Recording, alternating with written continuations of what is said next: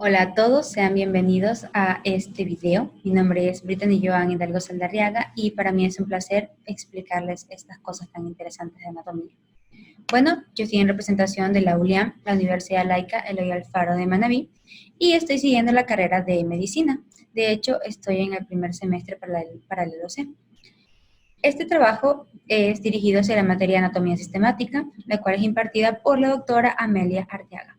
Y el tema del cual voy a hacer explicación es el nervio trigémino. Espero que les guste. Primero, el nervio trigémino, o quinto par craneal de los 12 que están constituidos entre todos los pares craneales, se llama trigémino, que significa trillizos, y esto se debe a sus tres ramas colaterales. Este es un nervio mixto, es decir, es sensitivo y es motor, ya que tiene una raíz motora, la cual es interna y fina, y estimula a los músculos masticadores. De hecho, si ya hemos estudiado anteriormente, ya que para poder ver nervios debemos haber estudiado los músculos, sabemos que los músculos masticadores son el macetero, el temporal, el pterigoideo medial y el lateral. Además de tener una raíz motora, también tiene una raíz sensitiva, la cual es externa y gruesa. Pero esta, a diferencia de inervar músculos, va a inervar la cara, la órbita, las cavidades nasales y por último la cavidad bucal. Pero aparte de esto, ¿qué debemos saber sobre este nervio? Y quizás sobre todos los pares craneales, de hecho. Vamos a ver en este video lo que es su origen, los agujeros del cráneo, su trayecto y relaciones y sus ramas colaterales, cuáles son temas muy importantes dentro de estos nervios o pares craneales. Hablemos un poco sobre su origen real y su origen aparente. ¿Por qué tienen un origen real y uno aparente? Bueno, esto se debe a que el origen aparente es el que supuestamente es el origen del par o par craneal o el nervio, ya que supuestamente desde aquí se ve el inicio de este nervio. Pero el origen real es de donde exactamente es el inicio verdadero de este nervio, es decir, donde están sus fibras sensitivas, donde se encuentra el núcleo. En este caso, el núcleo del nervio trigémino y su origen real está en el tronco encefálico. Este está formado por 4 núcleos, los cuales lo constituyen. De este lado o del lado izquierdo podemos observar los 3 núcleos o los 3, en este caso, nervios sensitivos que van a conformar al nervio trigémino. Son el mesencefálico, son el sensitivo principal del trigémino y por último el espinal. El mesencefálico se encuentra en la protuberancia, el sensitivo principal del trigémino en el encéfalo y por último el espinal se encuentra en la médula. Pero del otro lado, del lado derecho, en el mismo espacio, podemos darnos cuenta de que hay otro nervio. En este caso hay otro núcleo, el cual no va a ser sensitivo, al parecer como los otros 3, sino que este va a ser motor y va a ser llamado motor del trigémino. Esto en base a su o basado en su origen real, mientras que en su origen aparente tenemos que, confundido, claro, mucho con el origen real, se encuentra en la cara anterolateral del puente tronco encefálico, o también llamado protuberancia anular, ya que en muchos libros se va a encontrar con este nombre, o puente de Barolio, el cual en realidad solamente es una porción del tronco encefálico que se ubica entre el bulbo raquídeo y también entre el mesencéfalo. Bueno, aquí vamos a encontrar lo que son 2 raíces, una grande y medial, la cual va a ser la raíz sensitiva, y también vamos a encontrar una pequeña lateral, la cual va a ser la raíz motora. Ahora sí, los agujeros del cráneo. Este es un tema que confunde muchísimo a muchas personas. Y que cuando hablamos de agujeros del cráneo, estamos hablando de los agujeros por los cuales va a pasar, va a penetrar, lo que es el nervio trigémino. En el caso de agujeros del cráneo tenemos V1, V2 y V3 en este cuadro. ¿Por qué V1, V2 y V3? Bueno, el quinto par craneal es denominado, como dice su palabra, quinto, con número romano. En este caso sería la V. Por esta razón se encuentra la letra V, 1, 2 y 3, ya que también hace representación a sus ramas colaterales. Desde aquí ya vamos sabiendo que los agujeros del cráneo, lo que van a penetrar o pasar, van a ser por medio de las ramas colaterales del nervio trigémino. En este caso, para tener una mejor explicación, lo que es B1 o su primera rama colateral llamada oftálmica, nervio oftálmico, en su recorrido, principalmente o específicamente en lo que es su rama nasal, esta va a llegar al agujero etmoidal anterior para poder bifurcarse y terminar en sus ramos terminales, interno y externo. En el caso del interno, este va a seguir por el agujero etmoidal anterior junto con la arteria del mismo nombre, es decir, la arteria etmoidal anterior. Mientras que en su ramo frontal, en la misma rama colateral oftálmica, en uno de los ramos terminales de esta, es decir, específicamente en el ramo supraorbitario, va a salir de órbita debido a que va a pasar por el agujero supraorbitario para poder suministrar lo que son sus ramos ascendentes y descendentes. Por otra parte, en lo que es B2 o su segunda rama colateral, llamada también nervio maxilar, va a atravesar el agujero redondo mayor para poder pasar a la fosa pterigopalatina en la cual se va a dividir. Y por último, su rama colateral tercera o última, la cual es la mandibular, va a atravesar el agujero oval para poder llegar a la fosa cigomática y poder dividirse. Además, su única rama colateral, también llamada recurrente meningia, o nervio recurrente meningio, va a regresar a la cavidad craneal por el agujero espinoso, siendo este otro punto o otro agujero del cráneo que va a ser atravesado. Por último, esta misma rama colateral o mandibular va a tener muchísimas ramas terminales, las cuales se van a explicar más adelante, pero las tres primeras de estas ramas terminales, en específico el tronco temporobucal, el temporal profundo medio y también el tronco temporo-massetérico van a atravesar el agujero cigomático. Esta es una pregunta que muchos doctores o quienes imparten la materia de anatomía les va a preguntar en algún caso, así que cuando les pregunten cuáles son los agujeros del cráneo que va a atravesar, va a penetrar o por lo que va a pasar el nervio trigémino, ustedes van a responder, bueno, el nervio trigémino va a pasar por medio de sus ramas colaterales en los siguientes 8 agujeros. Va a ser su primera rama, o también oftálmica por el agujero etmoidal anterior y el agujero supraorbitario. La segunda rama o maxilar por el agujero redondo mayor. Y por último, la mandibular por el agujero oval, el agujero espinoso y el agujero cigomático. Por último, me gustaría comentarles, aunque no formaría parte sobre un agujero, pero el ganglio de Arnold o también el ganglio de la rama mandibular está situado debajo del agujero oval, así que sería bueno que también lo nombren en algún caso.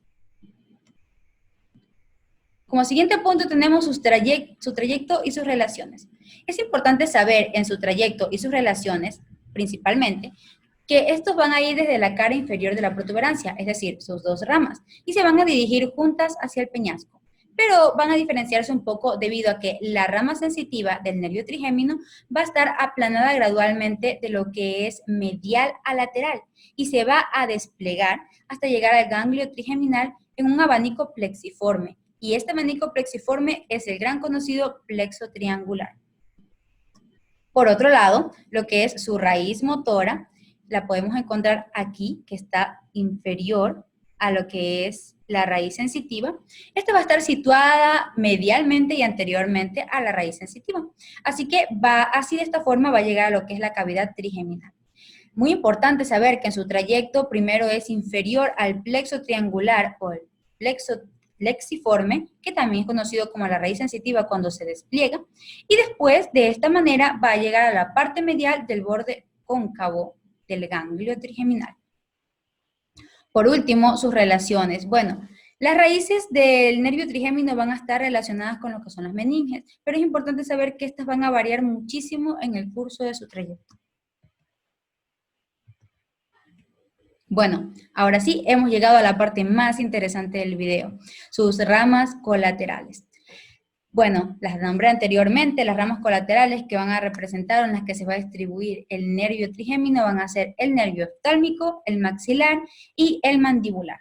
Muy importante saber que cada una de estas ramas colaterales van a tener ramas terminales o ramas colaterales mismo, se van a ramificar, se van a distribuir. Y cada una de estas va a tener un ganglio que las va a acompañar.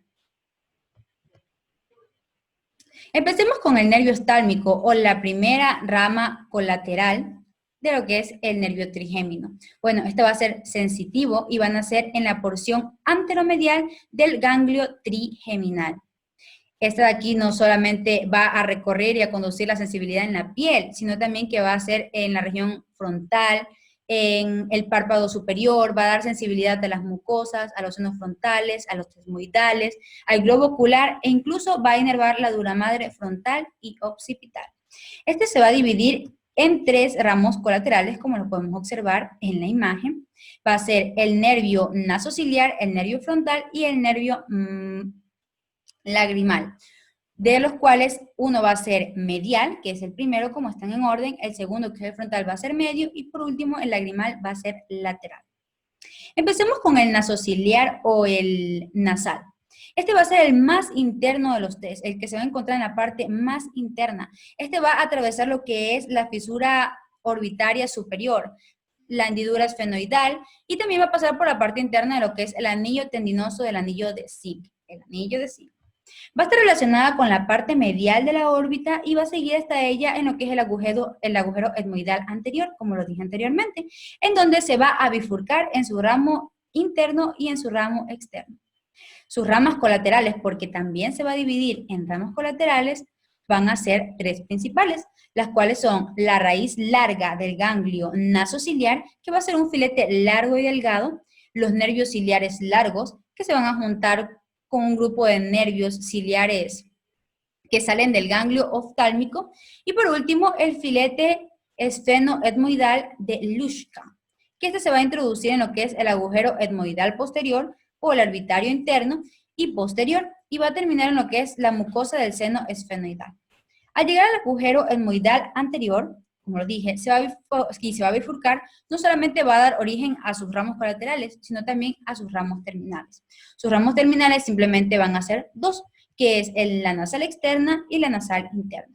En el caso de la nasal externa, esta va a continuar el mismo camino de lo que es el agujero etmoidal anterior y va a seguir a lo que es el borde inferior oblicuo superior mayor hasta llegar a la parte de la tróclea, donde esta va a emitir ramos ascendentes que se van a distribuir en lo que es la región interciliar, y los ramos descendentes que van a ir por las brillas lagrimales y la piel de la nariz.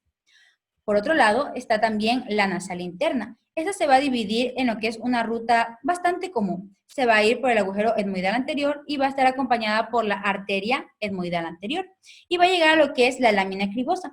De esta forma, al llegar ahí, va a ingresar en las fosas nasales y se va a distribuir por ella en 2 ramos. Uno que va a ir directamente hacia el tabique y otro que va a ir a la pared externa de las fosas nasales y la piel de la nariz. Por otro lado, tenemos lo que es el nervio frontal. Bueno, el nervio frontal o medio de las ramas terminales de la colateral del nervio trigémino va a penetrar en la órbita de la hendidura esfenoidal. Esto va a ser fuera del anillo de zinc y se va a dividir en 2 ramos terminales que van a llegar al reborde orbitario. Bueno, estos 2 ramos van a ser el nervio supraorbitario y el nervio supratroquial. El nervio supraorbitario del que hablamos anteriormente va a escapar de la órbita por el agujero supraorbitario y se va a suministrar en ramos ascendentes por lo que es el periósteo y la piel de la región frontal, además de que también va a tener ramos descendentes, pero estos van a ser en el párpado superior y en el seno frontal. Por otro lado está el nervio supratroquear, que sale de la escotadura supratroquear y se va a distribuir en lo que es la pared interna de la región frontal del párpado superior y la raíz de la nariz. Y por último está el nervio lagrimal. Bueno, el nervio lagrimal lo que va a hacer es penetrar la órbita más externa de lo que es la hendidura esfenoidal. Esta va a seguir por la pared externa de la órbita, donde se va a bifurcar y va a terminar en un ramo interno y en un ramo externo. El ramo interno se va a distribuir sobre el párpado superior y sobre lo que es la piel adyacente. Mientras que, acabando de esta forma, va a formar lo que es un arco que se va a anastomosar con el nervio patético y con el filete del nervio maxilar superior o el ramo orbitario. Y el ramo externo va a inervar lo que es la glándula lagrimal. Por último tenemos el ganglio ciliar, pero también lo van a encontrar con otros nombres, por ejemplo el ganglio ciliar, el ganglio oftálmico, el ganglio de Willis. Tiene esos 3 nombres, pueden encontrarlo con cualquiera de esos 3. Pero naturalmente, o como muchos autores lo llaman, es como ganglio ciliar. Bueno, el ganglio ciliar en realidad va a ser como un pequeño engrosamiento que va a estar situado en la parte externa del nervio óptico. Y este va a tener una forma tipo cuadrilátera. Va a recibir ramos nerviosos o también conocidos como ramos aferentes, ya que los ramos nerviosos son aferentes y los ramos eferentes son los motores. En este caso va a recibir ramos nerviosos o ramos aferentes y va a emitir ramas eferentes. Las ramas aferentes, en este caso, las que va a recibir son una rama larga, que es conocida como una raíz larga o sensitiva, que va a venir desde lo que es el nervio nasal, una raíz corta o motriz, motora, que se va a desprender del ramo con el nervio motor ocular común y le va a enviar al músculo oblicuo menor. Y por último, una raíz organovegetativa. ¿Se cambió las diapositivas? Ok. Una raíz organovegetativa, la cual viene de lo que es el plexo cavernoso. Por otro lado, lo que son sus ramos eferentes son los que van a formar los nervios ciliares, en un número de 8 a 10 más o menos. Estos nervios se van a dirigir principalmente al globo ocular. Ahora sí, por otro lado tenemos lo que es el nervio maxilar. Ahora sí, el nervio maxilar es exclusivamente sensitivo. Este se va a desprender de lo que es el ganglio de Gasser, esto por fuera del nervio oftálmico, y va a seguir un trayecto profundo y oculto. Se encuentra ubicado en lo que es la cara anteroposterior de la porción petrosa del hueso temporal, claramente. Exactamente en lo que es la fosa de Gasser y en la cara interna de lo que es el peñasco temporal. De este punto no solamente van a nacer este nervio, sino que van a nacer las 3 ramas del nervio trigémino en la cara interna del peñasco temporal. Bueno, como lo observamos en la imagen, esta se va a dividir en 6 ramas colaterales. La primera, que es la meningia media, esta va a nacer en lo que es el trayecto intracraneal de este nervio, antes de salir por lo que es el agujero redondo mayor y seguir luego lo que es la arteria meningia media, por lo que son las meninges de las fosas esfenoidales. Este ramo va a salir y va a inervar lo que es la dura madre craneal. Como segundo tenemos lo que es el ramo orbitario. El ramo orbitario, a diferencia de el meningio medio, va a nacer de lo que es la fosa pterigopalatina. Esta va a penetrar en lo que es la órbita de la fisura orbitaria, en la hendidura esfenomaxilar, y se va a dividir en 2 ramos. Un ramo va a ser el lacrimopapebral, que se va a dirigir adelante al destino para inervar lo que es la glándula lacrimal, poseyente en un filete, y va a inervar también lo que es el párpado superior. Y por otro lado está el ramo cigomático. Este es poseyente a un filete dividido en 2 ramos, el cual es el cigomático facial, que va a salir por el agujero cigomático, porque tiene el mismo nombre, y va a dar inervación sensitiva a lo que son los pómulos de la cara. Y luego está el cigomático temporal, que va a salir por el agujero del mismo nombre también, es decir, el agujero cigomático, y va a dar inervación sensitiva a lo que son las fibras cervicales del músculo temporal. Por otro lado, tenemos lo que son las ramas alveolares posteriores. Estas aquí van a nacer en la fosa pterigomaxilar. Son aproximadamente 2 o 3. Y van a perforar lo que es la tuberosidad maxilar, por lo que son los agujeros dentarios posteriores, para poder entregar su inervación. ¿A quienes van a inervar? Bueno, van a inervar a los que son los molares superiores y van a ingresar respectivamente por los ápices radiculares. Bueno, por casi todos, excepto por la raíz mesiovestibular, ya que esta va a estar en el primer molar superior. De ahí las demás iban a ir a los molares superiores, ¿no? A los que consiguen. Bueno, la cuarta rama es la alveolar anterosuperior. La alveolar anterosuperior va a nacer al interior de lo que es el canal infraorbitario, y tras recorrer la mucosa sinusal, este va a entregar su inervación a lo que son los dientes caninos y los incisivos superiores. Bueno, un dato muy importante de lo que es esta rama alveolar anterosuperior es que suele confundirse muchísimo en lo que es la línea media con lo que son las ramas alveolares anterosuperiores. Ya, lo cual es bastante, diría yo, común, ya que se encuentra del lado contralateral y eventualmente estas también van a generar lo que es la inervación cruzada con los incisivos centrales. Por eso es que suele confundirse mucho, ya que no solamente entrega inervación a los incisivos centrales, sino también a los incisivos superiores. Y es como que hay una pequeña confusión, ¿no? Luego sigue la que es la rama alveolar superior y media. Esta es inconstante. Aporta inervación a lo que son los premolares superiores y la raíz mesiovestibular del primer molar superior, pero es inconstante. Tienen que tener en cuenta eso.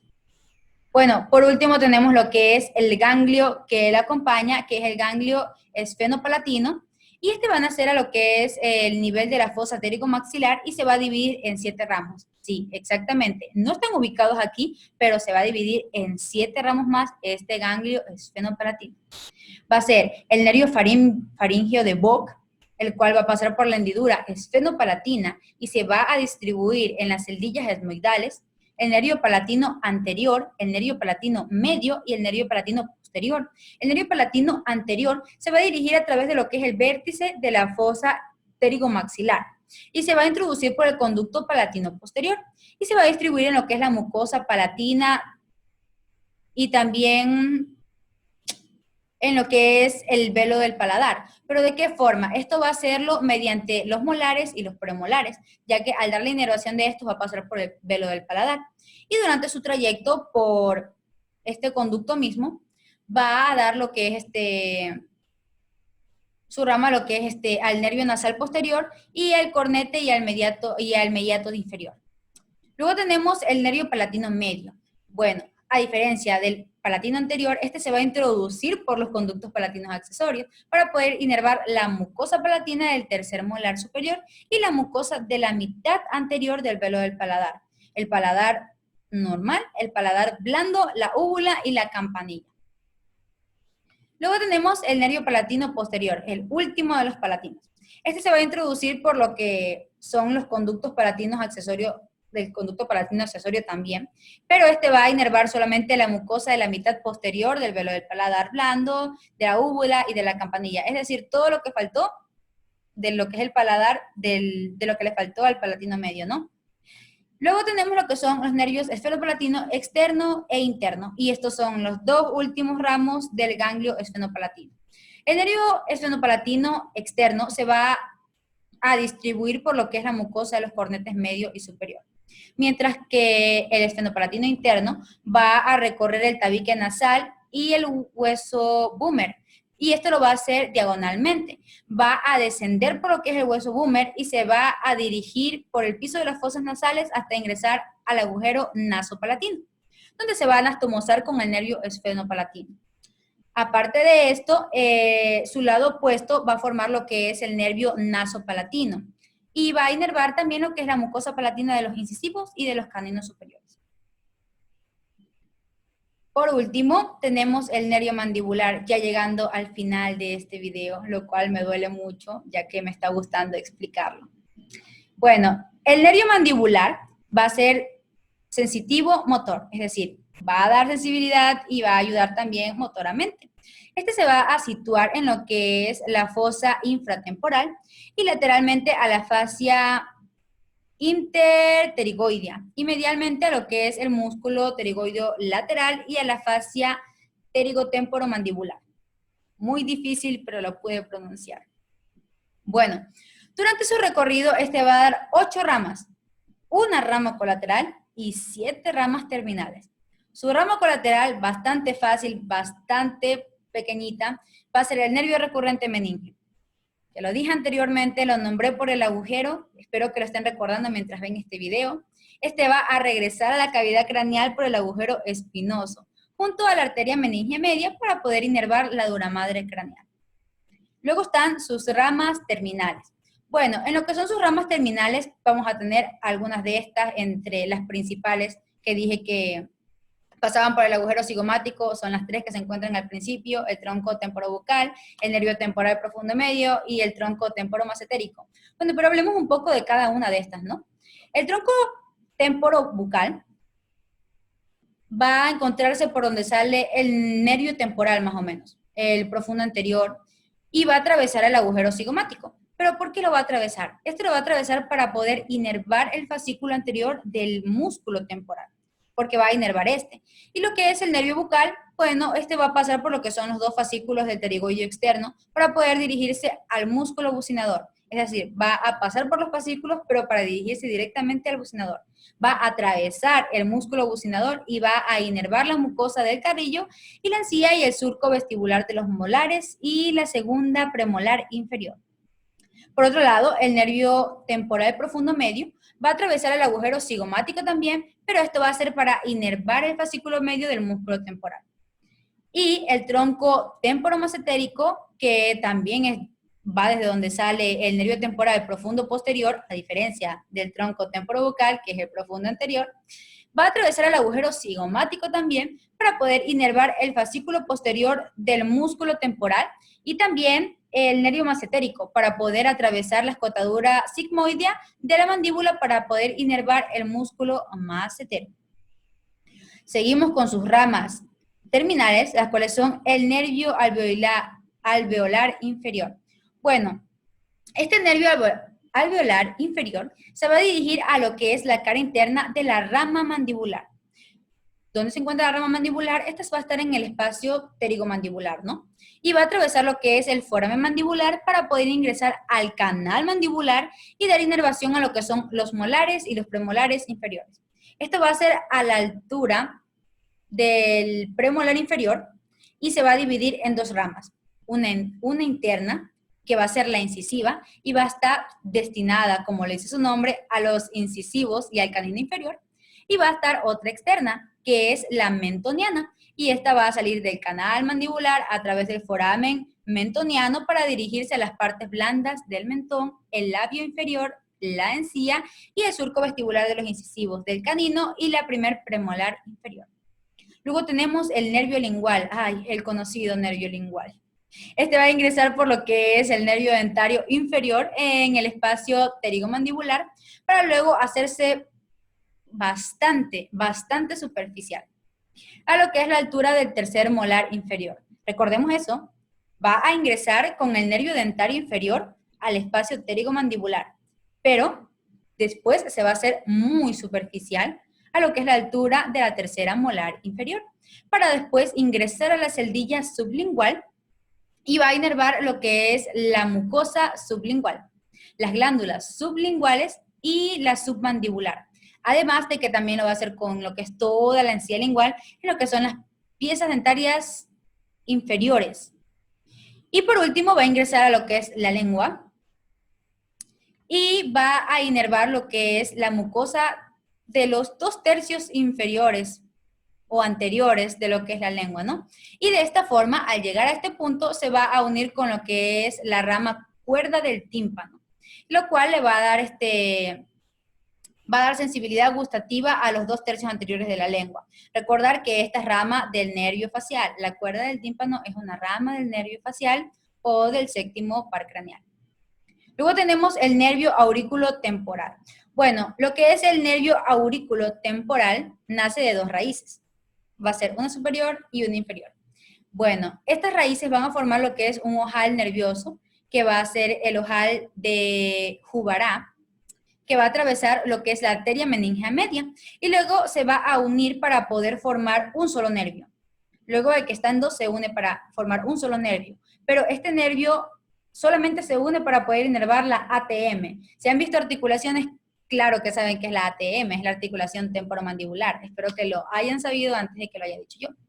Y también lo que es la glándula parótida, entre estos dos, ¿no?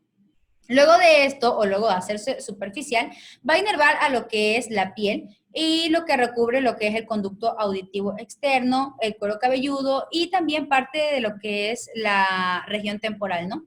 Ya, de ahí, yo creo que de ahí viene su nombre, ¿no? El nervio aurículo temporal, parte de lo que es el conducto auditivo y también parte de lo que es el cuero cabelludo en la región temporal.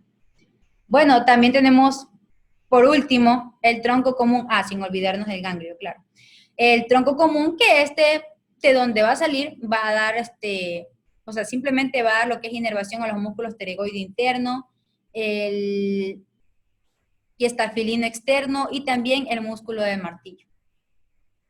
Por último tenemos el ganglio óptico o de Arnold. Bueno, este ganglio, el último ganglio, es una pequeña masa nerviosa de forma ovoidea y va a estar situada medialmente, o sea, inferomedial como inferior y medialmente, por debajo de lo que es el agujero oval. Y también va a estar dentro del nervio mandibular. Este va a recibir ramos nerviosos y va a emitir ramos motores, es decir, va a recibir ramos aferentes y va a dar ramos eferentes. Lo que son sus ramas aferentes o las que va a recibir, bueno, aparte de los ramos que le brinda el nervio mandibular, ya que va a estar dentro de este, va a recibir lo que son las raíces del nervio petroso superficial menor, que es una raíz motriz, y procede del nervio facial, lo que es el nervio petroso profundo mayor, que es una raíz sensitiva y proviene del nervio glosofaringio, y por último, la raíz simpática proveniente del plexo que rodea la arteria meningia media. Nos estamos dando cuenta de que no solamente estamos hablando un poco sobre lo que es el nervio trigémino, sino también de otros pares craneales, ¿no? Porque todos están técnicamente relacionados, ¿no? Y lo que son sus ramas eferentes, pues estas se van a distribuir por la mucosa, por la caja del tímpano. Son las que se van a encontrar ahí, las motoras. Bueno, ha sido un placer darles esta explicación. Espero que les haya gustado, que no los haya enredado. Y nos vemos en el próximo video. Muchas gracias.